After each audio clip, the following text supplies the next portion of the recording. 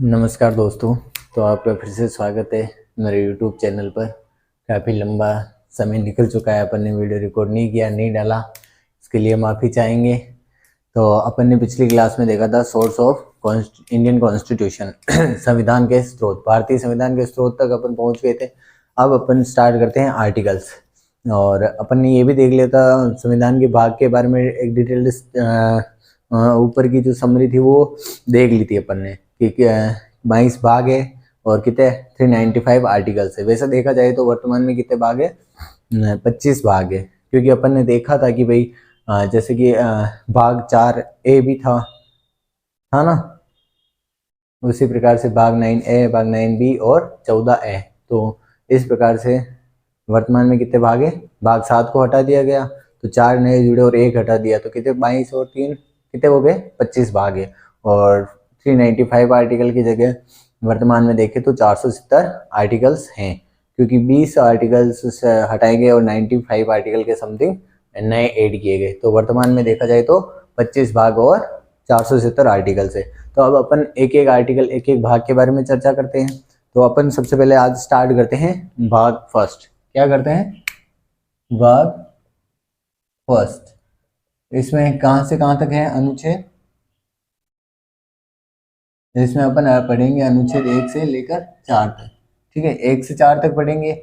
उसमें पहला जो अनुच्छेद है, अनुच्छेद फर्स्ट, वो क्या कहता है, अनुच्छेद 1।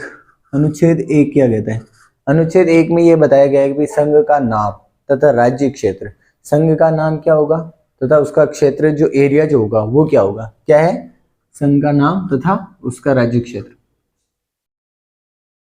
संघ का नाम तथा राज्य क्षेत्र। ठीक है, बेसिकली जो आर्टिकल है, ये जो लाइन दी गई है ना उससे 3 बातें स्पष्ट होती है। देखो 3 बातें क्या स्पष्ट होती है, बात करेंगे इसके बारे में डिटेल में। तो पहला तो ये बात डिफाइन होती है कि संघ का नाम तथा राज्य क्षेत्रों का, उसमें पहला तो ये दिया गया है कि देश का नाम, देश का नाम, जो अपना जो वर्तमान में अपन देखते हैं कि भारत देश है, उसका नाम क्या होगा, ये किसमें बताया गया, आर्टिकल 1 में। दूसरा इसमें बताया गया राज पद्धति का प्रकार, क्या, राज पद्धति का प्रकार। और तीसरा जो है राज्य में शामिल क्षेत्र, क्या है, राज्य में शामिल क्षेत्र। तो अब अपन ये बेसिकली यहाँ पे एक एक पे बात कर लेते हैं, एक एक पे बात करते हैं। देखो कि भाई सबसे पहले क्या दे रखा है, देश का नाम क्या होगा। आर्टिकल 1 पढ़ रहे हैं, आर्टिकल 1 में क्या दे रखा है, जैसे कि हेडिंग डालते हैं ना, हेडिंग क्या है उसकी, संघ का नाम तथा राज्य क्षेत्र।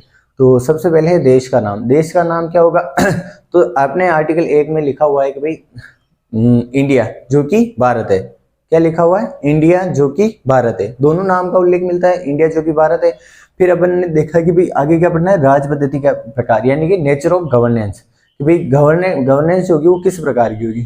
तो अपन यहाँ पे देखते हैं भी अपने जो कॉन्स्टिट्यूशन है उसमें 2 शब्दों का उल्लेख अपन पढ़ते हैं, एक होता है यूनिटरी सिस्टम और एक होता है फेडरल सिस्टम। तो ये क्या होता है, इनको समझने से पहले अपन ये बात ध्यान रखेंगे कि अपना जो कॉन्स्टिट्यूशन है उसमें यूनियन शब्द का यूज किया गया। क्या शब्द यूज किया गया, यूनियन। अब यूनिटरी सिस्टम जो होता है उसमें क्या होता है कि भाई अधिकांशतः जो शक्तियां होती है ना वो किसके पास होती है, केंद्र के पास होती है, यानी कि राज्यों के पास शक्तियां कम होती है। और जैसे अवशिष्ट शक्ति की बात करें तो वो भी केंद्र के पास ही होती है, यानी कि केंद्र ज्यादा पावरफुल होता है। तो यहाँ पे केंद्र ज्यादा पावरफुल होता है। तो यूनिटरी सिस्टम में तो ऐसा अपन ने पीछे सोर्स ऑफ कॉन्स्टिट्यूशन देखा था, उनमें भी अपन ने देखा था कि भाई ये जो यूनिटरी सिस्टम वाला जो है, यूनियन शब्द जो लिया गया वो कहाँ से लिया गया, ब्रिटेन। तो अपन देखते हैं कि ब्रिटेन में वैसे ही संसद ज्यादा पावरफुल होती है और वहां पे सेंट्रल के पास में ज्यादा शक्तियां हैं। ठीक है, एक तो कौन सा सिस्टम हो गया, यूनियन, कौन सा हो गया, यूनियन। और एक होता है फेडरल, क्या होता है, फेडरल। तो यूनियन में कौन शक्तिशाली होगा, केंद्र शक्तिशाली, केंद्र शक्तिशाली। और यहाँ पे जो हेड ऑफ स्टेट होंगे वो भी 2 होंगे। और फेडरल जो होगा, फेडरल में क्या होगा, राज्य शक्तिशाली होंगे, क्या होगा, राज्य शक्तिशाली। तो अपने यहाँ पे राज्य पद्धति का प्रकार कैसा है, अपन देखते हैं भाई ब्रिटेन में तो राज्य पद्धति का कैसा प्रकार है, यूनियन सिस्टम है। यूनियन सिस्टम यानी कि वहां पे केंद्र ज्यादा सशक्त है और राज्यों को शक्तियां कम प्रदान की गई। और अब देखते हैं अपन यूएसए की बात करते हैं, तो यूएसए में ज्यादा सशक्त कौन है, यूएसए में ज्यादा सशक्त है राज्य। तो यहाँ पे ऐसा क्यों है, देखो भाई क्या होता है कि भाई राज्य सशक्त यहाँ पे इसलिए है यूएसए में, क्योंकि यूएसए में क्या है अलग अलग टाइम पे अलग अलग कॉलोनियां बसी थी। जैसे कि फ्रांसीसी जाके बसे, कहीं पुर्तगाली बसे, तो कहीं ब्रिटिशर्स जो थे यूके से जाने वाले, उनकी अलग अलग कॉलोनियां थी। तो फिर कालांतर में क्या हुआ कि भाई अलग अलग कॉलोनियों ने संगठित होकर यूएसए का गठन किया था, यानी कि राज्यों ने मिलकर देश का गठन किया था, ना कि एक देश ने अलग अलग राज्य बनाए। तो वहां पे ज्यादा शक्तियां, ऑब्वियसली बात है कि भाई राज्यों ने मिलकर गठन किया है तो ऑब्वियसली अपने पास ज्यादा शक्तियां रखनी थी, तो वहां पे राज्यों के पास ज्यादा शक्तियां हैं। लेकिन अपने इंडिया में देखें तो ऐसा नहीं है, ना ही ब्रिटेन में ऐसा है और ना ही इंडिया में ऐसा है। देखिए इंडिया में ऐसा क्यों नहीं है, तो अपन बात करते हैं कि इंडिया में ऐसा इसलिए नहीं है क्योंकि इंडिया जो है, भारत जो है, वो एक प्राचीन काल से एक देश रहा है। क्या रहा है, प्राचीन काल। अपन पढ़ते हैं कि भारत का प्राचीन काल, भरत जो राजा था, या फिर अपन एक हिस्ट्री में एक युद्ध भी पढ़ते हैं, 10 राजन युद्ध ऐसा कुछ था, उसमें भरत कबीला था, उसके नाम पर इस देश का नाम पढ़ते हैं, या सिंध प्रांत या उसके नाम पर हिंदुस्तान नाम पढ़ते हैं। तो इस प्रकार से अपन देखें तो अपने वेदों उपनिषदों में भी आर्यावर्त नाम मिलता है। तो अपन अगर अपने प्राचीन इतिहास को भी अगर उठा के देखें तो पूरा भारत जो देश है वो वर्तमान में बना हुआ नहीं है, बल्कि प्राचीन काल से ही एक देश रहा है। और फिर जब देश आजाद हुआ तब भारत के द्वारा राज्यों का गठन किया गया। अपन पढ़ते भी हैं, आगे पढ़ेंगे कि भाई किस प्रकार से जब देश आजाद हुआ तब कितने स्टेट थे, उसके बाद में अलग अलग राज्यों की स्थापना कब कब की गई, केंद्र शासित प्रदेशों की स्थापना कब कब की गई। तो उस आधार पर अपन कहेंगे कि भाई भारत में तो क्या हुआ था, देश के द्वारा राज्य बनाए गए, लेकिन यूएसए में क्या, राज्यों द्वारा देश बनाया गया।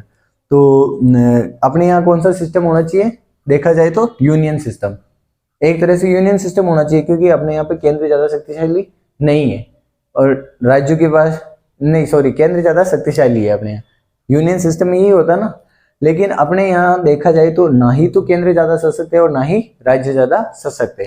तो अपने यहाँ पे कुछ विद्वान इसको मानते हैं दोनों का मिक्स रूप है, यूनियन का और फेडरल का। तो अपने यहाँ जो कुछ विद्वान हैं वो क्या मानते हैं, ऐसी व्यवस्था को क्या कहते हैं, एक नई टर्म दे देते हैं यहाँ पे, और वो कह देते हैं कि भारत में तो क्वासी फेडरल सिस्टम है। कौन सा सिस्टम है, क्वासी फेडरल। क्वासी फेडरल यानी कि अर्ध परिसंघीय व्यवस्था है, कि भाई ना तो पूरी तरह से यूनियन है ना ही फेडरल है, दोनों का मिक्सर है। तो अब यहाँ पे अपन इसको एक डायग्राम के थ्रू भी समझेंगे। पहले यहाँ पे यूनियन और मैं फेडरल आपको समझा देता हूँ। जैसे कि ये है केंद्र, है ना, ये केंद्र है और ये है राज्य, क्या है, ये स्टेट है, ये हो गया स्टेट, ये हो गया स्टेट, ये हो गया स्टेट। सेम इधर भी बना लेंगे केंद्र, और इधर भी स्टेट, ये स्टेट, ये स्टेट, ये स्टेट, ये स्टेट और ये स्टेट। अब यहाँ पे देखते हैं अपन, अगर यूनियन सिस्टम है, यहाँ पे कौन सा सिस्टम है, यूनियन सिस्टम अगर है तो ज्यादा शक्तिशाली कौन होगा, केंद्र होगा ना। तो यहाँ पे शक्ति का प्रवाह जो होगा वो केंद्र से राज्यों की ओर होगा। किधर होगा, केंद्र से राज्यों की ओर। शक्ति प्रवाह किधर हो रहा है, केंद्र से राज्य की ओर, ठीक है। यहाँ केंद्र से राज्य की ओर हो रहा है, लेकिन यहाँ पे देखिए अपन, यहाँ पे कौन सा सिस्टम देखना बाकी रह गया, फेडरल। अगर फेडरल अपन देख रहे हैं तो ज्यादा शक्तिशाली कौन है, राज्य है ना। अपन ने बात की थी कि राज्य ज्यादा शक्तिशाली है, फेडरल सिस्टम। तो शक्ति प्रवाह किधर से किधर होगा, शक्ति प्रवाह जो है वो होगा राज्यों से केंद्र की ओर, राज्यों से केंद्र की ओर, ठीक है। ये बात स्पष्ट हो गई होगी आपको कि भाई राज्य पद्धति के दो स्वरूप होते हैं, एक तो यूनिटरी सिस्टम होता है और एक फेडरल सिस्टम। यूनियन में यूनिटरी सिस्टम जो होता है उसमें केंद्र ज्यादा शक्तिशाली होता है और शक्तियों का प्रवाह जो होता है वो केंद्र से राज्य की ओर होता है। फेडरल सिस्टम जो होता है उसमें राज्य ज्यादा शक्तिशाली होते हैं और शक्तियों का प्रवाह राज्य से केंद्र की ओर होता है। तो फेडरल सिस्टम यूएसए में है, कहाँ पे है, यूएसए में। और अगर ये देखें यूनियन सिस्टम, वो कहाँ पे है? ब्रिटेन में। ठीक है, ब्रिटेन में है। और ये अपन ने देखा। और अपन अगर भारत की बात कर रहे हैं तो भारत में कौन सा है? Quasi federal. कौन सा है? क्वासी फेडरल या अर्ध परिसंघीय ढांचा है, क्योंकि इसमें दोनों का मिक्सर पाया जाता है। अब बात आती है कि भाई संविधान में फिर किस शब्द को लिखा गया है। तो अपन बात करते हैं कि भाई संविधान जो है इंडियन कॉन्स्टिट्यूशन है, उसमें संविधान निर्माताओं ने फेडरल शब्द का यूज नहीं किया। किस शब्द का यूज किया है? यूनियन शब्द का। इसका यूज किया यूनियन। उसके पीछे एक कारण बताया उन्होंने। बी आर अम्बेडकर साहब ने कहा है कि भाई भारत जो है, वैसे तो देखा जाए तो इसमें फेडरल की सारी योग्यताएं हैं, यानी कि फेडरल सिस्टम जो है उसकी सारी विशेषताएं वो किस में पाई जा रही है? इंडियन कॉन्स्टिट्यूशन में है। लेकिन इसमें यह भी कहा गया है कि शांति काल है तब तक तो फेडरल सिस्टम ठीक है, राज्यों को आप शक्तियां दे दो, कोई दिक्कत नहीं है, राज्यों को जितनी स्वायत्तता देनी है दे सकते हो। लेकिन जैसी आपातकाल की स्थिति हो या देश में युद्ध की स्थिति हो, तब आप राज्य को ज्यादा शक्तियां नहीं दे सकते। क्यों नहीं दे सकते? अगर आपने आपातकाल जैसी स्थिति में या युद्ध की स्थिति में राज्यों को ज्यादा शक्तियां दे दी तो वो देश की अखंडता या एकता को कहीं ना कहीं नुकसान पहुंचा सकती है। वो कैसे पहुंचा सकती है कि भाई इधर तो युद्ध चल रहा है और इधर सरकार युद्ध में लगी हुई है और राज्य इधर डिमांड करने लग जाएगी, अब तो अलग से कंट्री बनाएंगे, अलग से देश बनाएंगे, क्योंकि राज्यों को आपने स्वायत्तता दे रखी है तो वो अपने डिसीजन खुद ले रहे हैं। तो उन्होंने कहा कि भाई शांति काल में तो अपन फेडरल है, लेकिन जैसे ही आपातकाल होगा अपना संविधान किस तरह बिहेव करेगा? एज यूनिटेड सिस्टम की तरह, यानी कि सारी शक्तियां किसके पास आ जानी? केंद्र के पास आ जानी। तो यानी कि अपन देखें कि भाई देश की एकता व अखंडता को बनाए रखने के लिए, किसको? देश की एकता व अखंडता, एकता कपूर नहीं है, एकता व अखंडता, एकता व अखंडता को बनाए रखने के लिए किस शब्द का यूज किया गया है? यूनियन शब्द का यूज किया गया है, ना कि फेडरल का। अगर फेडरल होता तो जैसे ही आपातकाल की सिचुएशन आए राज्य तो खुद को देश घोषित कर दे, फिर क्या करोगे आप? इसलिए किसका यूज किया गया? एक यूनियन शब्द का। ठीक है। और अपन बात करते हैं कि भाई एक टर्म भी आती है, क्वेश्चन आता है जैसे कि, तो टर्म जो है वो ऐसे आती है कि भाई भारत जो है वो कैसा राज्य है। तो एक तो आता है कि भाई भारत जो है अविनाशी राज्यों का विनाशी राज्यों का अविनाशी संघ है, यानी कि भारत कैसा है? चलो इसको मिटाई देते हैं, ये तो समझ में आ ही गया होगा। नहीं स्क्रीनशॉट लेना चाहे कोई तो ले लेना, ठीक है। वो पिछले वीडियो में कमेंट आ रहा था कि भाई सर स्क्रीनशॉट लेने दिया करो फिर मिटाया करो, तो कोई बात नहीं, आपके पास टाइम है, आराम से स्क्रीनशॉट लो, मैं दूर हट जाता हूँ, ठीक है, काफी है। चलो अब ले लिया होगा। तो अब अपन देखते हैं कि भाई एक टर्म आती है, वो क्या आती है? कोई भारत जो है वो कैसा देश है? भारत जो है वो कैसा है? विनाशी राज्यों का अविनाशी संघ। क्या है? विनाशी राज्यों का अविनाशी संघ। यानी कि क्या है? इस लाइन से ही समझ में आ रहा है, वैसे तो इतनी कोई भारी भरकम लाइन तो है नहीं। विनाशी राज्यों का अविनाशी संघ, अविनाश मतलब जिसका विनाश नहीं किया जा सके, और विनाशी मतलब जिसको मिटाया जा सके, सीधी सी बात है। तो अविनाशी संघ, अविनाशी संघ यानी कि केंद्र को आप कभी भी नहीं मिटा सकते, देश की टुकड़ी नहीं कर सकते। लेकिन यहाँ क्या है? विनाशी राज्य, यानी कि केंद्र चाहे तो राज्य बना सकता है, राज्यों का नाम चेंज कर सकता है, राज्यों के एरिया बदल सकता है, नए राज्यों का गठन कर सकता है, दो राज्यों को एक कर सकता है। कौन? केंद्र चाहे तो। राज्यों के नेचर कैसा हो गया? राज्यों की प्रकृति कैसी होगी? विनाशी है ना, उनको कभी भी तोड़ा मरोड़ा जा सकता है। लेकिन केंद्र को संघ के साथ कोई भी छेड़खानी नहीं की जाएगी, ठीक है। और अगर यूएस, यही टर्म अगर यूएसए के बारे में, तो यूएसए में क्या है? अविनाशी राज्यों का अविनाशी संघ। कैसा है? अविनाशी राज्यों का अविनाशी संघ। यानी कि वहां पे अगर केंद्र सरकार चाहे तो राज्यों को नहीं तोड़ सकती, कि नए राज्यों का गठन केंद्र सरकार नहीं कर सकती विदाउट स्टेट की परमिशन से। राज्यों की परमिशन सहमति हो तब तो ठीक है कि भाई राज्य मिलकर कहे कि भाई हाँ ठीक है, इस एरिया को मिला के आप नया राज्य बना दो, तब तो बना सकते हैं। लेकिन फिर भी क्या टर्म यूज की? अविनाशी राज्यों का अविनाशी संघ, यानी कि केंद्र सरकार अपनी मनमर्जी से नए राज्य का गठन नहीं कर सकती।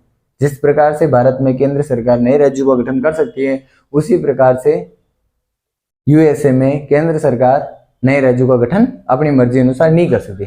तो वो अपन ने देखा ही था, क्यों नहीं कर सकती? क्योंकि भारत तो एक ऑलरेडी कंट्री था और उसी ने राज्यों का निर्माण किया। तो भाई जिसने जिसका निर्माण किया, निर्माणकर्ता जो होगा वो ज्यादा शक्तिशाली होगा ना। ये तो है नहीं कि भाई वो डायलॉग भी चलो छोड़ो डायलॉग, तो मारवाड़ी में ऑनलाइन क्लास है तो ऐसे शब्द यूज नहीं कर सकते कि भाई जैसे पापा बच्चों को डायलॉग मारते ही रहते हैं, है ना, कि मैं बड़ा या तू बड़ा, तो दुनिया में तुझे कौन लेके आया, ठीक है। उसी प्रकार से लाने वाला जो होता है, यानी कि निर्माण करता जो होता है, वो क्या होता है, ज्यादा शक्ति किसके पास होती है, उसी के पास होती है ना। जैसे अपन देखें अपनी फैमिली में बड़ा मेंबर है कोई, जैसे दादाजी है, दादाजी के पास ज्यादा पावर्स है, ठीक है, फिर पिताजी के पास है, फिर अपने पास है, तो ज्यादा शक्तिशाली कौन है, दादाजी। क्यों? क्योंकि उन्हीं की फैमिली है, उन्हीं के द्वारा रचेगी फैमिली है। तो देखो एग्जाम्पल से मत जाना, क्योंकि देखो अपन को समझ में मेवाड़ी में समझना है, राठौड़ी में समझना है, तो इसी प्रकार से समझ में आएगा। तो जैसे अपनी फैमिली का हेड कौन हो गया, दादाजी है, ग्रैंडफादर है, दादाजी है, ठीक है। तो ज्यादा पावर्स किसके पास होगी, इनके पास है, फिर पिताजी के पास है। तो इसी प्रकार से अपन देखें तो यहाँ पे क्या है, यहाँ पे क्या है, भारत देश है, भारत देश है, भारत के अंडर में कौन है, राज्य है। तो ज्यादा किसके पास है पावर, भारत के पास। क्यों? क्योंकि भारत प्राचीन काल से ही देश रहा है ना, उसने मिलकर राज्यों का गठन नहीं किया, ठीक है। अब अपन देख रहे हैं कि भाई यहाँ पे क्या है, तो फिर यहाँ पे क्या है, तो यहाँ पे ये है, देखो कि भाई जैसे कि यहाँ पे अपन इसको अलग एग्जांपल से समझते हैं। जैसे कि भाई आपके अपने पिताजी, या आप अपने नहीं सॉरी क्या क्या बोल जाते हैं कुछ पता नहीं रहता यार। जैसे कि आप अपना एग्जांपल लो कि भाई आपके पिताजी और जो हैं वो 5 भाई है, ठीक है, 5 भाई है, चलो ये 5 भाई है, ठीक है, चलो 5 भाई है, और एक आपकी बुआ है, ठीक है, बुआ है समझ लो, और उनके पति देव है, क्या लगेंगे, फूफा सा, फूफा जी होंगे ना। तो इन 5 ने मिलकर एक संगठन बनाया, ठीक है, एक कोई संगठन बनाया, या फिर ऐसे ही अपन फैमिली में देखें तो 6 बेटे थे, ठीक है, 6 मिलकर बैठे थे, कुछ बात थी, कुछ बात पे सहमति बनानी थी, ठीक है। तो उन्होंने कहा कि चलो ठीक है, ये काम अपन को करना है, इसका जिम्मेदारी किसको सौंपी जाए, फूफा जी को सौंप दो, ठीक है। तो फूफा जी को सौंप दी 5 भाइयों ने मिलकर, लेकिन क्या फूफा जी उसमें अपनी मर्जी कर पाएंगे क्या? ज्यादा पावर्स किसके पास होगी, इन्हीं के पास होगी ना। वो तो उन्होंने, फूफा जी को हेड किसने बनाया, इन्होंने मिलकर बनाया ना, तो ज्यादा शक्तियां किसके पास रखेंगे, ये इनके पास रखेंगे। फूफा जी अपने मन मर्जी कर सकते हैं क्या? नहीं कर सकते ना। तो देखो एग्जाम्पल पता नहीं मुझे आपको समझ में आएगा कि नहीं आएगा, पर ज्यादातर एग्जाम्पल अपन अगर फैमिली से रिलेटेड लेना तो अपन को समझ में आने की ज्यादा गुंजाइश रहती है। तो क्या हो गया, यहाँ पे जो भाई होंगे, 5 भाई होंगे, उनके पास ज्यादा पावर रखेंगे। सेम ऐसे ही राज्य थे, यहाँ पे बहुत सारे राज्य थे, उन्होंने यूएसए का देश का निर्माण किया था, तो ज्यादा पावर्स किसके पास रहेगी, राज्यों के पास रहेगी, ठीक है, और केंद्र के पास कम शक्तियां रहेगी। अब अगर यहाँ पे देखो, यहाँ पे कहे कि भाई यहाँ पे जैसे कि इसको अपन अब समझते हैं, चलो कि भाई जैसे 5 भाई थे, 5 बंटवारे होने थे जमीन के, ठीक है, 5 भाइयों ने मिलकर फूफा जी को ये काम सौंप दिया कि भाई आप 5 बंटवारे कर दो, ठीक है। तो फूफा जी अपनी मर्जी से एक बंटवारा बुआ जी के नाम पे कर सकते हैं क्या? 5 की जगह 6 बंटवारे कर सकते हैं क्या? हाँ, नहीं कर सकते ना। क्यों? क्योंकि उनको अधिकार तो 5 भाइयों ने मिलकर दिए है ना, तो वो चाहेंगे तो फूफा जी की जगह किसी और को हेड ऑफ स्टेट बना देंगे। मतलब हेड ऑफ स्टेट क्या है, जो काम सौंपा है उसके लिए किसी और को चुन लेंगे कि भाई इनसे नहीं हो रहा बंटवारा, आप कर दो, ठीक है। हाँ हाँ सर, हाँ तो अपन क्या बात कर रहे थे कि भाई विनाशी राज्यों का अविनाशी संघ। तो क्या कर सकते हैं कि जो 5 भाइयों ने किसी को काम सौंपा कि भाई 5 बंटवारे करने हैं, तो वो कितने बंटवारे करेगा, 5 ही करेगा ना, ठीक है, छठा तो नहीं कर सकता ना। उसी प्रकार से राज्यों ने क्या बनाया, एक संघ बनाया, तो वो अपनी मर्जी अनुसार नए राज्य थोड़ी बना सकता है, नहीं बना सकता है ना, बस वही है, यही बात है। लेकिन यहाँ पे क्या है, पिताजी को बंटवारे करने हैं, ठीक है, पिताजी को बंटवारे करने हैं, तो पिताजी क्या करेंगे, भाइयों के साथ साथ बुआ को भी तो दे सकते हैं ना, वो बस ऐसा तो कैसा है, कहाँ पे, भारत में, ये जो कि ये कहाँ पे, यूएसए में। पिताजी की डेथ हो गई, फिर 5 भाइयों में लड़ाइयाँ हो रही थी, फिर क्या किया, इकट्ठे हुए, किसी एक को काम सौंपा, फिर उसने कहा कि 5 बंटवारे करने, तो वो कितने करेगा, 5 ही बंटवारे करेगा। ठीक है, ये हो गया, ये हो गया अपना आर्टिकल 1। आर्टिकल 1 पूरा नहीं हुआ, सॉरी, ये टर्म बाकी रही अपनी, राज्य में शामिल क्षेत्र कौन कौन से होंगे। तो क्या क्या होंगे, एक तो होगा केंद्र, केंद्र या संघ। ठीक है, दूसरा क्या होगा, सॉरी केंद्र या संघ, यहाँ पे अपन देखेंगे राज्य होगा। क्या, राज्य, कौन से, सारे राज्य। फिर केंद्र शासित प्रदेश, कौन कौन होंगे, केंद्र शासित प्रदेश। और एक बच गया, ये क्या रहेगा, राज्य हो गए, केंद्र शासित प्रदेश और अन्य अधिग्रहित क्षेत्र। अन्य अधिग्रहित क्षेत्र यानी कि या तो युद्ध के दौरान जीत लिए गए क्षेत्र हो, या फिर कोई भी अन्य जो क्षेत्र है वो अगर भारत में मिलना चाह रहा हो। ठीक है, ये हो गया अपना आर्टिकल 1। क्या क्या नाम उसमें, क्या हेडिंग है, संघ का नाम तथा राज्य का क्षेत्र। देश का नाम क्या होगा, इंडिया, जो कि भारत है। क्या नाम है, इंडिया, जो कि भारत है। ठीक है, ये हो गया इंडिया जो कि भारत है। दूसरा, अपन ने नेचर ऑफ गवर्नेंस देख लिया, कैसा है अपने इंडिया में, कैसा है, क्वासी फेडरल, यूनिटरी सिस्टम और फेडरल सिस्टम दोनों का क्या है, मिक्सर है। ठीक है, और भारत कैसा है, विनाशी राज्यों का अविनाशी संघ, जबकि यूएसए अविनाशी राज्यों का अविनाशी संघ है। और राज्य क्षेत्र, राज्य में कौन कौन शामिल होंगे, एक तो राज्य, केंद्र शासित प्रदेश और अन्य अधिग्रहित क्षेत्र। अब अपन पढ़ते हैं आर्टिकल 2 और 3। जो आर्टिकल 2 और 3 में सेम सी टर्म है। सेम सी टर्म कैसे है, तो जो आर्टिकल 2 जो है वो कहता है नए राज्यों की स्थापना के बारे में। किसके बारे में, नए राज्यों की स्थापना। और आर्टिकल 3 है वो भी नए राज्यों की स्थापना से रिलेटेड ही है। लेकिन बेसिक अंतर क्या है कि भाई यहाँ पे देखो आर्टिकल 2, इधर देख लेते हैं आर्टिकल 3। ठीक है, यहाँ पे नए राज्यों का प्रवेश या स्थापना, क्या है, नए राज्यों का प्रवेश या स्थापना। और यहाँ क्या है, नए राज्यों का निर्माण, नए राज्यों का निर्माण, नाम परिवर्तन, नाम परिवर्तन या नए राज्यों का निर्माण, नाम परिवर्तन या क्षेत्र परिवर्तन।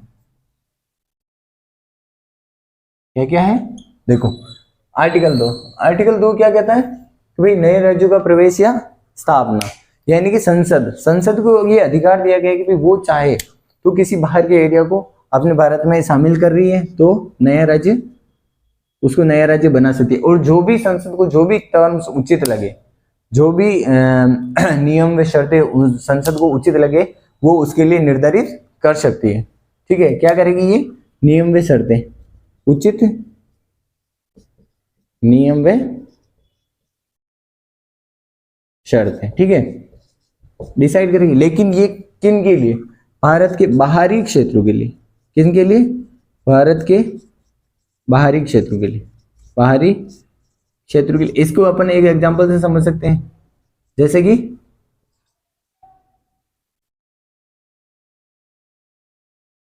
बाहरी क्षेत्र, जैसे सिक्किम का विलय। अपन पढ़ेंगे कि भाई सिक्किम का विलय कब हुआ था भारत में, 1975 में। कब हुआ था सिक्किम का विलय, कब हुआ था, 1975 में।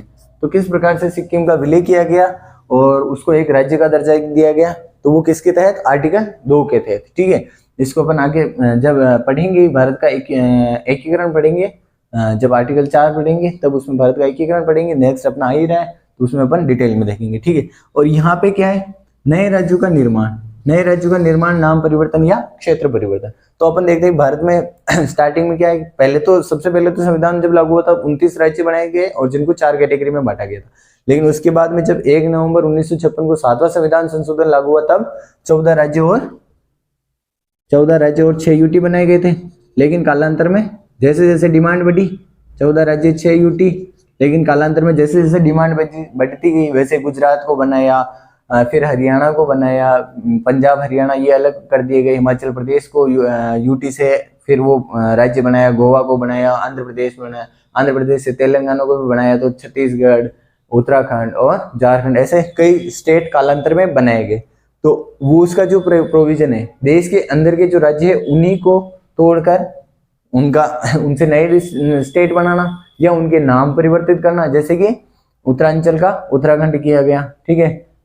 उसी अलग अलग स्टेट के नाम चेंज, बॉम्बे जो प्रांत था उसके जब दो टुकड़े किए गए, महाराष्ट्र और गुजरात अलग अलग नाम दे दिए गए, तो वो भी किसके तहत किया जाता, आर्टिकल 3 के तहत। और एरिया में परिवर्तन, जैसे कि अपन राजस्थान के एकीकरण में पढ़ते हैं कि भाई सूर्यवंशी क्षेत्र और सुनेल टप्पा जो एरिया थे उनका आदान प्रदान किया गया, ठीक है। तो वो किसके तहत किया गया, आर्टिकल 3 के तहत। किसी भी राज्य के एरिया में या सीमा में कुछ परिवर्तन करना हो, नाम में चेंज करना हो या फिर नए राज्य का गठन करना हो, किसके अंदर, देश के भीतर, देश के भीतर, ठीक है। ये किसके लिए टर्म है, देश के भीतर के लिए, यानी कि देश के अंदर से ही राज्य बना रहे हो, कोई बाहरी राज्य या देश को आप शामिल नहीं कर रहे हो, तो वो किसके तहत, आर्टिकल 3। जबकि देश के बाहरी राज्यों के बाहर के जो क्षेत्र है उनको शामिल करके आप स्टेट बना रहे हो, तो उसका प्रोविजन आर्टिकल 2 में है, बाकी का आर्टिकल 3 में। अब इसमें तो देखो ज्यादा कोई लंबी प्रोसेस नहीं होती, शामिल कर रहे हैं एरिया को, नया राज्य बना देंगे, लेकिन इसकी एक प्रोसेस होती है, क्या होती है, इसकी एक प्रोसेस होती है। तो वो प्रोसेस देखते हैं अपन, आर्टिकल 3 के तहत जो नए राज्यों की स्थापना है उसकी क्या प्रोसेस रहेगी, ठीक है। क्या है, आर्टिकल 3 नए राज्यों की स्थापना की प्रक्रिया, क्या है, नए राज्यों की स्थापना की प्रक्रिया। तो अपन देखते हैं भी नए राज्यों की स्थापना की प्रक्रिया क्या होती है। तो अपन को पता है कि भाई कोई भी काम करना हो तो संसद में पहले क्या लाया जाता है, बिल लाया जाता है, विधेयक लाया जाता है, फिर वो पास होता है, तब एक्ट बनता है। तो इसमें सबसे पहले जो बिल विधेयक जो लाया जाएगा, विधेयक जो नए राज्य का विधेयक लाया जाएगा, नए राज्य उसका जो विधेयक लाया जाएगा वो किसकी पूर्वानुमति से लाया जाएगा, प्रेसिडेंट की पूर्वानुमति से, राष्ट्रपति की पूर्वानुमति से लाया जाएगा, पूर्वानुमति से, ठीक है। राष्ट्रपति की पूर्वानुमति से क्या लाया जाएगा, विधेयक लाया जाएगा। उसके बाद क्या करेंगे, प्रेसिडेंट जो होंगे, राष्ट्रपति जो होंगे, वो राष्ट्रपति इस बिल को राज्यों की विधानमंडल में भेजेंगे। कहाँ पे, राज्यों की विधानमंडल में। कौन से राज्यों की, अब यहाँ पे बात आती है कि कौन से राज्यों की, राज्य तो बहुत सारे हैं, लेकिन किस राज्य की विधानमंडल में भेजेंगे, जिस राज्य से संबंधित नया राज्य हो, यानी कि जिस राज्य से अलग करके नया राज्य बनाया जा रहा है वहां की विधानमंडल में किसको भेजेंगे, इस बिल को या विधेयक को। कौन भेजेंगे, प्रेसिडेंट साहब, राष्ट्रपति जी भेजेंगे। और उसकी समय सीधा वापस लौटाने की समय सीधा, वापस लौटाने की समय सीमा का निर्धारण कौन करेगा,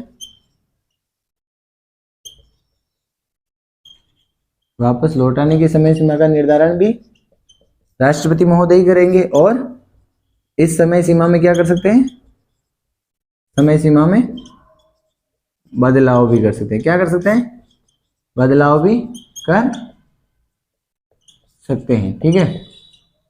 क्या कर सकते हैं, नए राज्य बनाना है तो राज्यों की विधानमंडल में उसको भेजेंगे और उनको बताएंगे कि भाई आपको 15 दिन में 20 दिन में वापस इस बिल को केंद्र के पास भेजना है। फिर अगर उनको लगता है कि ज्यादा समय दे दिया तो उसको कम भी कर सकते हैं, या फिर राष्ट्रपति महोदय को लगेगा कि कम समय दिया है तो उसको बढ़ाया भी जा सकता है, ठीक है। ये कौन करेंगे प्रोविजन, राष्ट्रपति महोदय। अब क्या होगा, राज्यों के विधानमंडल में आपने बिल भेज दिया तो राज्य विधानमंडल में क्या होगा, विधानसभा जो होगी या विधान परिषद जो भी होगी वहां पे बिल को रखा जाएगा और इस पर एक विस्तृत चर्चा होगी। लेकिन क्या राज्य अगर कोई सुझाव दे तो उसको केंद्र को मानना होगा क्या, कि भाई कोई राज्य तो कहते कि भाई हमारे कोई राज्य है उसकी विधानसभा कहते हैं कि भाई हमारे तो यहाँ एक राज्य नहीं 2 राज्य बनाओ, ये फिर कोई कहते कि हमें बंटवारे की कोई जरूरत नहीं है, हमारे नए राज्य की कोई आवश्यकता ही नहीं है, वहां की सरकार मना कर दे, तो फिर क्या केंद्र नहीं बनाएगी क्या नए राज्य। तो ऐसा नहीं होता है कि भाई राज्य विधानमंडल का कोई भी फैसला हो, चाहे स्वीकार करे या अस्वीकार करे, उसका इस बिल पर कोई इफेक्ट नहीं होगा।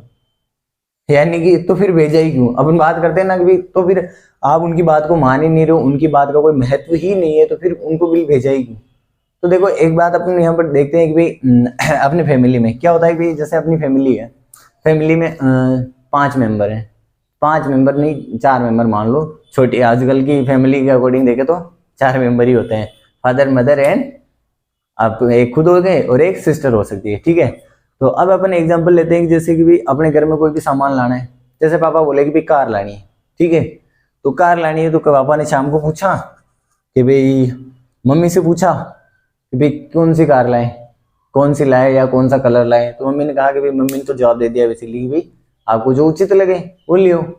फिर अपन को पूछा, तो अपने को पूछे तो बॉयज को पूछे बेसिकली, तो वो तो उनका कलर बताएंगे, सीधा ही बताएंगे ब्लैक ले आओ। अपने को कौन सी ले आओ, ब्लैक, ब्लैक में ले आओ। और जो कार का मॉडल तो देखो पिताजी को जितना बजट होगा उसके हिसाब से लाएंगे वो तो, लेकिन कलर की पूछ रहे हैं, ठीक है। तो कलर की पूछ रहे हैं, तो कौन सा कलर बता दिया बेटे ने, कौन सा कलर बता दिया, ब्लैक। फिर पूछा बेटी को, बेटी ने तो फिर पता ही है आपको लड़कियों का फेवरेट कलर तो पिंक होता ही है। तो फिर उन्होंने क्या बताया, उनके पापा के परी ने क्या कलर बताया, पिंक कलर। तो पिंक कह दो या ब्लू कह दो, कुछ भी कह दो, जो भी उनका फेवरेट होगा वो बताया उसने, ठीक है। दूसरे दिन पिताजी शाम को गाड़ी ले आए। आगे आके देखा अपन ने ब्लैक की डिमांड की थी, दीदी या सिस्टर ने ब्लैक ब्लू या पिंक की डिमांड की थी, माता जी ने कोई डिमांड की नहीं थी। फिर पिताजी ले आए व्हाइट कलर की। तो इसमें अपन ये सोचते, अपन ये थोड़ी ना सोचे कि भैया हमसे पूछा ही क्यों। एक तो चलो ठीक है अपन से पूछा गया, भले ही अपनी बात नहीं मानी गई हो, लेकिन कम से कम अपन को पूछा तो गया ना। तो उस समय अपन को उतना बुरा नहीं लगेगा जितना बुरा उस वक्त लगता है कि अपन को बिना पूछे ही ले आते। अगर बिना पूछे ले आते तो कोई भी दिक्कत नहीं, वैसे तो पिताजी ये लाए तो वो उनकी मर्जी से कुछ भी कर सकते हैं, माई बाप है वो तो। लेकिन फिर भी अपन को थोड़ा सा औकड़ फील होता है कि भाई यार अपन भी तो इस फैमिली के मेंबर हैं। फिर ऐसे लगता है अपन को कि यार अपन का तो अपनी तो कोई वैल्यू ही नहीं है, अपन को तो ये फैमिली का मेंबर ही नहीं मान रहे इसका मतलब। लेकिन उन्होंने जस्ट पूछा ही था, आपने भले ही बात नहीं मानी, लेकिन एक बार प्राय पूछ ली थी, तो उससे अपन को वो वाली फीलिंग नहीं आएगी कि भाई अपन तो परिवार के सदस्य नहीं।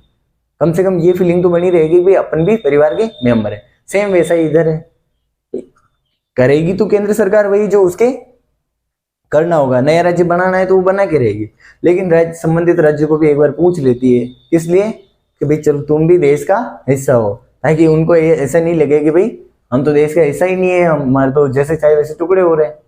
इसलिए एक तरह से सहमति बनाए रखने के लिए, एकता व अखंडता को बनाए रखने के लिए, कहीं पे कोई विद्रोह नहीं हो, फिर कहीं कल को कोई कह नहीं सके कि भाई हमसे तो पूछे ही नहीं ऐसा। इसलिए बात रखने के लिए कहाँ पे भेजा जाता था, राज्य विधानमंडल में। लेकिन उनकी सहमति असहमति का कोई असर नहीं होता है। फिर क्या होता है, भी वहां से बिल आ जाता है, उसके बाद में लोकसभा या राज्यसभा दोनों में साधारण बहुमत से पारित होना होता है। कौन से बहुमत से, साधारण बहुमत से बिल पारित होना होता है, ठीक है। साधारण बहुमत से फिर लोकसभा या राज्यसभा में कहीं पे भी पहले पेश किया जा सकता है, और साधारण बहुमत से पारित होना होता है। वहां से साधारण बहुमत से पारित हुआ, उसके बाद जाएगा प्रेसिडेंट के पास। किसके पास, ये क्या करेंगे, इसको या तो स्वीकार करेंगे, क्या करेंगे, स्वीकार, या फिर अस्वीकार कर देंगे। या तो सिग्नेचर कर देंगे या फिर मना कर देंगे, लेकिन क्या नहीं कर सकते, पुनर्विचार हेतु नहीं भेज सकते। क्या नहीं कर सकते, पुनर्विचार हेतु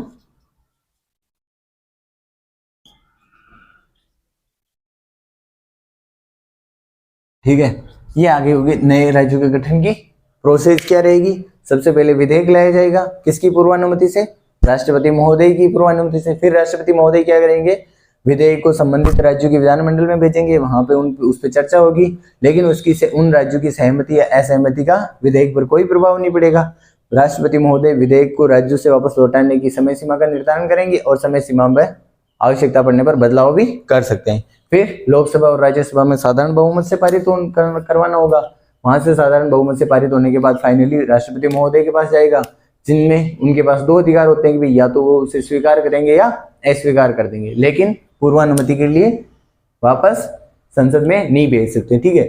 ये हो गया अपना क्या हो गया, कौन सा आर्टिकल हो गया, 3। अब अपन आते हैं आर्टिकल 4। आर्टिकल 4 क्या कहता है, आर्टिकल 4 ही कहता है कि भाई अनुसूची 1 और अनुसूची 4 क्या है, अनुसूची 1 और अनुसूची 4 में अगर कुछ भी परिवर्तन होता है तो उसके लिए आपको संविधान संशोधन करने की आवश्यकता नहीं है। यानी कि सीधी सी बात है, अपन देखते हैं इसको समझते हैं। आर्टिकल 4 ये क्या कह रहा है, अनुसूची कौन सी, 1 व अनुसूची 4, इसमें अगर कोई भी परिवर्तन होता है, इसमें कोई भी चेंज होता है तो उस हेतु क्या नहीं करने की आवश्यकता है, कॉन्स्टिट्यूशनल अमेंडमेंट की आवश्यकता नहीं है। इसके लिए देखो, इसको अपन को समझने के लिए अपन को पहले पता होना चाहिए कि भाई अनुसूची 1 और अनुसूची 4 में है क्या। तो अपन ने पढ़ा कि अनुसूची 1 में क्या है, संघ व राज्य क्षेत्रों के नाम, सीमा क्षेत्र, वे कितने राज्य है। अपन ने पहली अनुसूची में पढ़ा कि भारत एक देश है, तो उसमें कितने राज्य हैं, कितने यूटी है, वो है। अब अपन यहाँ पे चेंज कब होगा, जब कोई नया राज्य बनेगा या फिर किसी राज्य को क्या करना होगा, ये तो नया राज्य बना रहे हो या किसी राज्य जैसे कि 2 यूटी को आप 1 कर रहे हो, तो यहाँ पे अनुसूची 1 में चेंज करना होगा ना कि भाई पहले जैसे तेलंगाना राज्य बना तो क्या किया, 28 से 29 राज्य हो गए थे। और अनुसूची 4 में क्या है, राज्यसभा सीटों का आवंटन। अब यहाँ पे इसमें भी तो चेंज करना होगा ना, क्योंकि भाई आपने तेलंगाना नया राज्य बनाया तो उसके लिए जो राज्यसभा सीटों का आवंटन होगा उसका भी तो प्रोविजन यहाँ लिखना होगा कि भाई अब से आंध्र प्रदेश में इतनी राज्यसभा सीटें होगी और तेलंगाना में इतनी राज्यसभा सीटें होंगी। तो इन दोनों अनुसूचियों में अगर कोई भी चेंज हो रहा है तो उसके लिए संविधान संशोधन की क्या नहीं है, आवश्यकता नहीं है। लेकिन हुआ क्या, मामला आता है 1960 में। कौन सा, 1960 में मामला आता है बेरुवाड़ी एरिया। बेरुवाड़ी एरिया जो कि पूर्वी बंगाल, पूर्वी जो पाकिस्तान था उस तरफ एक एरिया पड़ता था। तो अपन को पता है कि भाई हुआ क्या था कि भाई बंटवारा जब हुआ था देश का तो आनंद फानन में हुआ था। Red Cliff commission, red Cliff आयोग जो बनाया गया था, उन्होंने ऐसे बैठे बैठे लाइनें कर दी, खींच दी और बंटवारा कर दिया। लेकिन जब ग्राउंड लेवल पर सर्वे किया गया तो बहुत दिक्कतें आ रही थी कि भाई जैसे कि मैप में ये लाइन यहाँ जा रही है, लेकिन मैप में जैसे कि मैप में क्या हुआ, जैसे कि ये मैप में एक लाइन यहाँ जा रही है कि भाई ये कोई जिला है, उसकी ये लाइन यहाँ पे गई, लेकिन उसका एरिया देखा गया तो यहाँ आ रहा, ठीक है। कोई जिला जो है उसका एरिया इधर आ रहा है लेकिन बाउंड्री ये मैप के अकॉर्डिंग। तो क्या हुआ कि भाई पाकिस्तान की तो आदत हमेशा से ही रही है, क्या आदत रही है कि भाई मांगते पड़े की आदत जाती है नहीं उसके बाद। तो वो क्या डिमांड, वो शुरू से ही चिल्ला ही रहा था कि भाई हमें तो एरिया कम दिया गया, हमें तो एरिया कम दिया गया। तो एक क्षेत्र था बेरुवाड़ी क्षेत्र, उसको लेकर विवाद हो रहा था, ठीक है। बेरुवाड़ी क्षेत्र को विवाद हो रहा था तो बेरुवाड़ी के लिए पाकिस्तान कहता कि ये तो हमारा है। पाकिस्तान बेटे की क्या खराब थी नीयत। क्या होता था कि भाई जैसे मैप में ये कोई ग्राउंड लेवल पर एरिया है, ठीक है, ग्राउंड लेवल पर इसकी बाउंड्री इधर तक आ रही है, ठीक है, इधर तक आ रही है, लेकिन मैप में यहाँ तक है, लेकिन ये इंडिया का पोर्शन है ये भी, ठीक है। ग्राउंड लेवल पे यहीं तक है और मैप में अगर यहाँ तक है तो पाकिस्तान क्या कहेगा, ये पूरी हमारी है। अगर इसका उल्टा है ना, उल्टा है देखो कि भाई ग्राउंड लेवल पर इंडिया का एरिया यहाँ तक आ रहा है और मैप में यहीं तक बता रहा, तो पाकिस्तान क्या कहेगा, इंडिया की तो यहीं तक है, इधर नहीं आना। तो ऐसे कुल मिला के वो अपना एरिया बढ़ाना चाह रहा था। तो ऐसे में बेरुवाड़ी क्षेत्र को लेकर विवाद हो रहा था। तो फिर विवाद हो रहा था, अभी नेहरू जी ने देखा कि भाई अभी भी देखो देश की बंटवारा हुआ है, इतने दंगे फसाद हुए हैं, तो अभी युद्ध ना ही हो तो अच्छा है। तो जब नेहरू जी गए, 1958 की बात थी, वहाँ की तत्कालीन पाकिस्तान पीएम जो थे फिरोज खान नून, उनसे बातचीत हुई और एक तरह से समझौता कर लिया। और समझौते के तहत बेरुवाड़ी क्षेत्र किसको देने की बात हो गई, पाकिस्तान को देने की बात हो गई कि भाई चलो कोई बात नहीं, बेरुवाड़ी एरिया आप रख लो और विवाद को यहीं पे खत्म करो। लेकिन जब नेहरू जी यहाँ आए, देश में आए, फिर जब बात हुई, चर्चा हुई कि भाई क्या फैसला हुआ, तो फिर कहा गया कि भाई बेरुवाड़ी क्षेत्र पाकिस्तान को दे दिया। तो फिर लोगों ने चैलेंज किया सुप्रीम कोर्ट में कि भाई क्या इस प्रकार से तो कोई भी गवर्नमेंट आएगी कल और वो तो देश के एरिया को किसी भी देश को दे देगी, है कि नहीं, कि भाई कल को किसी एक दल की सरकार आ गई और पीएम बन गए और वो तो कुछ रुपए पैसों के लोभ लालच में ऐसे तो देश के एरिया को बेचते जाएंगे, तो फिर ऐसे तो अखंडता कैसे बनी रहेगी, सही है ना, ऐसे तो देश के कई टुकड़े हो जाएंगे। तो फिर सुप्रीम कोर्ट ने कहा कि हाँ ये बात भी तो सही है कि भी एक अकेले प्रधानमंत्री ऐसे एरिया तो दे नहीं सकते, तो फिर क्या क्या प्रोविजन रखा जाए। तो फिर सुप्रीम कोर्ट ने अपना वर्डिक्ट दिया कि भाई अगर कोई भी एरिया, अब भारत का कोई भी एरिया अगर किसी दूसरे देश को दिया जा रहा है, यानी कि कोई भी समझौता या इंटरनेशनल ट्रीटी आप कर रहे हो जिसमें कि भारत के भूभाग का नुकसान हो रहा है, तो उसके लिए आप अकेले समझौता नहीं कर सकते हो।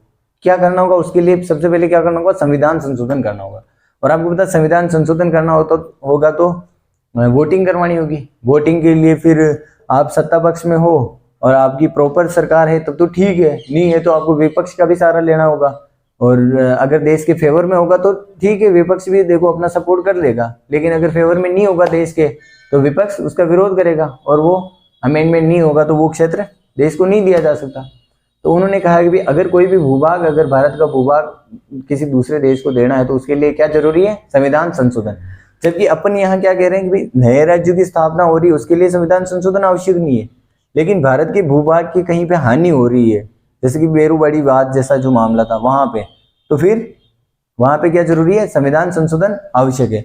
सेम ऐसा ही हुआ था अभी 2015 में हुआ था, जो बेरूबाड़ी हुआ था वाद जो था उसके लिए फिर कौन सा संविधान संशोधन किया गया, 9वां संविधान संशोधन। कौन सा आ गया, बेरूबाड़ी वाद। बेरूबाड़ी वाद 1960, इसको किससे हल किया गया, फिर 9वां संविधान संशोधन किया गया, कॉन्स्टिट्यूशनल अमेंडमेंट 1960, और बेरूबाड़ी क्षेत्र किसको दे दिया गया, पाकिस्तान को दे दिया गया। ठीक है, सेम मामला था 2015 में जिसको सोल्व किया गया था। क्या था, बांग्लादेश के साथ लेकर कुछ सीमा विवाद चल रहे थे। वो क्या थे भाई, एक शब्द पढ़ते हैं अपन, एनक्लेव। एनक्लेव क्या होता है, सबसे पहले इसको समझते हैं। एनक्लेव क्या है, एनक्लेव। एनक्लेव एक ऐसा क्षेत्र होता है या जो कि चारों ओर से किससे, विदेशी भूभाग से घिरा हो। किससे घिरा हो, विदेशी भूभाग से घिरा हो। जैसे कि भाई ये है भारत की बाउंड्री, ठीक है, ये भारत का एरिया है और इसके अंदर था ये बांग्लादेश, बांग्लादेश के कुछ क्षेत्र क्या थे, बांग्लादेश के कुछ क्षेत्र है, और ये भारत, चारों ओर ऐसा क्षेत्र जो चारों ओर से विदेशी भूभाग या विदेशी सीमा से घिरा हुआ हो उसको क्या कहेंगे, एनक्लेव। तो यहाँ पे एक बात था कि भाई, विवाद था कि भाई जब देश का बंटवारा हुआ था तो सही ढंग से नहीं हो पाया। तो हुआ क्या था कि भाई जैसे यहाँ इधर ये पूर्वी भारत है, यहाँ पे बांग्लादेश का एरिया है, ठीक है। तो यहाँ पे क्या 111 एनक्लेव, कितने, 111 एनक्लेव जो थे वो भारत के कहाँ पे स्थित थे, बांग्लादेश की सीमा के अंदर। सेम ऐसा ही यहाँ पे था, 51 एनक्लेव बांग्लादेश के कहाँ पे स्थित थे, भारत के अंदर, ठीक है। तो अब इस सीमा विवाद को हल करना जरूरी क्यों था, तो देखो बेसिकली क्या होता है कि भाई एनक्लेव है तो यहाँ पे ये एरिया किसका आ गया, भारत का आ गया, और इधर देखे तो ये बांग्लादेश का, यानी कि एक तरह से विदेश हो गया ना, देश के अंदर विदेशी भूभाग है। तो अब यहाँ पे क्या अपनी पुलिस और आर्मी जा पाएगी क्या, नहीं जा पाएगी ना, क्योंकि विदेश में एंट्री तो कर नहीं सकती सीधे सीधे। तो यहाँ पे बांग्लादेश के नागरिक रहते हैं, चारों ओर इंडियन है। अगर कोई यहाँ का नागरिक यहाँ आके कोई भी अपराध करके इस एरिया में चला गया तो फिर क्या वहां पे अपनी पुलिस या आर्मी जाएगी, नहीं जा पाएगी। तो फिर ऐसे क्या हो रहा था कि भाई अपराध बढ़ते ही जा रहे थे, ये एक तरह से टेररिज्म का केंद्र बनते जा रहे थे। या फिर अपन देखें कि भाई नशे पते की जो चीजें थी, मादक पदार्थों का व्यापार जो हो रहा था, या फिर ऐसी कई इलीगल कार्य जो यहाँ हो रहे थे, लेकिन उनका कोई सोल्यूशन नहीं हो रहा था। क्यों नहीं हो रहा था, स्थानीय पुलिस कोई कार्यवाही कर नहीं सकती, वहाँ की लोकल पुलिस, क्योंकि वो इस एरिया में प्रवेश उसका वर्जित था। सेम इधर हो रहा था। तो फिर क्या हुआ था भाई, जैसे कांग्रेस गवर्नमेंट भी करना चाहती थी, क्या करना चाहती थी, इस विवाद को सुलझाना चाहती थी। लेकिन पता है कि भाई कांग्रेस सरकार जो थी वो उस समय बहुमत में इतनी थी नहीं, गठबंधन से सरकार चल रही थी, ठीक है। तो जब कांग्रेस ने ये मुद्दा उठाया तो सबसे पहले किसने विरोध किया, यहाँ से कौन विरोध कर सकता है, दीदी ममता दीदी ने विरोध किया कि भाई आप ऐसे कैसे 111 एनक्लेव जो है, 111 क्षेत्र भूभाग जो है, यानी कि एक तरह से देख लो 111 हेक्टेयर या 51 हेक्टेयर ऐसे देख लो, यानी 111 गांव से समझ लो एनक्लेव में। आप कैसे 111 गांव बांग्लादेश को दे सकते हो और 51 गांव ले रहे हो, 51 के बदले 111 कैसे दे रहे हो, इसमें तो अपने भूभाग की हानि हो रही है। तो सबसे ज्यादा विरोध किसने किया था, ममता बनर्जी ने। और फिर जब मोदी जी सत्ता में नहीं थे तो उन्होंने खुद ने विरोध किया था उस समय तक तो। लेकिन जब 2014 में 15 में जब जैसे ही गवर्नमेंट आई, जैसे ही भाजपा सरकार आई, तो सबसे पहले उन्होंने किस मुद्दे को उठाया, इसी बांग्लादेश वाले मुद्दे को। क्या कहा कि भाई सबसे पहले तो वो फाइल लाओ, कौन सी, बांग्लादेश वाली फाइल लाओ। तो यहाँ पे सरकार गठबंधन की थी नहीं, यहाँ पे क्या पूर्ण बहुमत से आई हुई थी सरकार। तो यहाँ पे सरकार को किसी और का तो डर नहीं था। यहाँ पे तो उस समय तक तो कांग्रेस गवर्नमेंट को ये था कि भाई अगर ममता बनर्जी खिलाफ है, तो अगर वो अपना समर्थन वापस ले लेगी तो सरकार के गिरने के चांसेस थे, तो इसलिए सरकार ने इतना लोड भी नहीं लिया। लेकिन यहाँ पे पूर्ण बहुमत से सरकार थी, इसलिए बीजेपी को कोई टेंशन नहीं थी। तो यहाँ पे जैसे ही गवर्नमेंट आई तो उन्होंने इस मुद्दे को हल किया। हल करने के लिए ढाका गए प्रधानमंत्री जी। अब ढाका गए तो अब पहले जो दीदी विरोध कर रही थी ममता बनर्जी, वो अब विरोध करती हुई रुक गई। क्यों रुक गई? क्योंकि उसको पता है कि भाई ये सेंट्रल गवर्नमेंट को जो उचित लग रहा है वो करके तो रहेगी, क्योंकि अपनी यहाँ तो दाल गलने वाली है नहीं। क्योंकि पिछली सरकार में तो अपनी गठबंधन की सरकार थी तो वो अपना समर्थन कर रही थी, लेकिन यहाँ पूर्ण बहुमत की सरकार है तो ये वैसे ही अमेंडमेंट, कॉन्स्टिट्यूशनल अमेंडमेंट करेंगे तो उसको पास करा लेंगे। और अगर अभी मैंने विरोध किया तो ये 51 एरिया जो 51 एनक्लेव जो है वो किसमें मिलेंगे? पश्चिम बंगाल में मिलने वाले। तो अगर मैं अभी भी इसका विरोध करूंगी तो कल को ये यहाँ के पश्चिम बंगाल के मतदाता बनेंगे, वोटर बनेंगे। तो अगर इनको पता चला कि भाई ममता बनर्जी अपने खिलाफ थी तो ये वोटर तो गए। इसलिए क्या किया फिर ममता बनर्जी ने भी यहाँ पे विरोध नहीं किया, जबकि सपोर्ट किया। और ये कौन सा संविधान संशोधन किया गया? 100वां संविधान संशोधन। कौन सा? 100वां संविधान संशोधन किया गया। और उसके तहत 111 एनक्लेव किसको दे दिए गए? भारत को। ये भारत को दिए। और ये 51 एनक्लेव किसको दिए? भारत को दिए गए। और जो भारत के 111 एनक्लेव थे वो किसको दे दिए गए? बांग्लादेश को। किसको दे दिए? बांग्लादेश को दिए। लेकिन यहाँ पे अब ऐसा आता है कि भाई इस प्रकार से तो कोई भी सीमा विवाद होगा तो हर बार क्या कॉन्स्टिट्यूशनल अमेंडमेंट करना पड़ेगा क्या? हाँ, तो फिर सुप्रीम कोर्ट का एक निर्णय आता है 1969 में। कब आता है? 1969। तो यहाँ पे 1969 में जब एक वर्डिक्ट आया तो सुप्रीम कोर्ट ने निर्णय दिया कि भाई अगर सामान्य सीमा विवाद है, कौन सा? सामान्य सीमा विवाद। सामान्य सीमा विवाद अगर है और उसमें भारत के भूभाग का हानि नहीं हो रही हो, क्या नहीं होनी चाहिए? भूभाग की हानि नहीं हो, तो ऐसा जो होगा, ऐसा अगर कोई मामला है उसको मंत्रिमंडल के निर्णय से भी हल किया जा सकता है।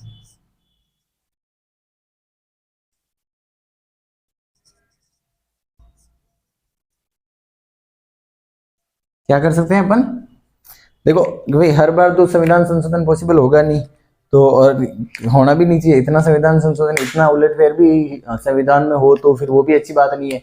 तो फिर सुप्रीम कोर्ट ने क्या दिया 1969 में? एक निर्णय दिया कि भाई अगर कोई सामान्य सीमा विवाद है किसी देश के साथ और उसमें अगर आपके देश के भूभाग का अगर हानि नहीं हो रही, यानी कि भाई आप जितना एरिया दे रहे हो उतना एरिया अगर ले रहे हो तो कोई दिक्कत नहीं है, उसके लिए आप संविधान संशोधन मत करो। और मंत्रिमंडल को जो भी उचित लगे या जो भी मंत्रिमंडल निर्णय दे उसके आधार पर उस सीमा विवाद को हल किया जा सकता है।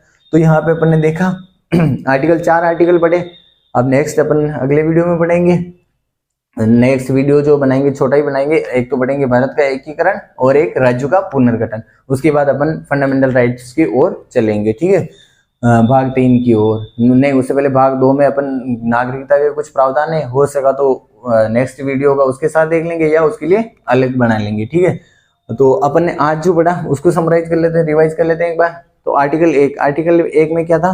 देश का नाम, राज्य क्या था? संघ राज्य तथा उसका क्षेत्र। तो उसमें अपन ने 3 टर्म्स पढ़ी थी। एक तो देश का नाम क्या होगा? इंडिया, जो कि भारत है। दूसरा पढ़ा अपन ने नेचर ऑफ गवर्नेंस। एक तो होती है यूनिटरी सिस्टम, एक होता है फेडरल सिस्टम। आपने यहाँ अधिकांश विद्वानों का क्या मानना है? दोनों का मिश्रण है। तो कैसी मानते हैं?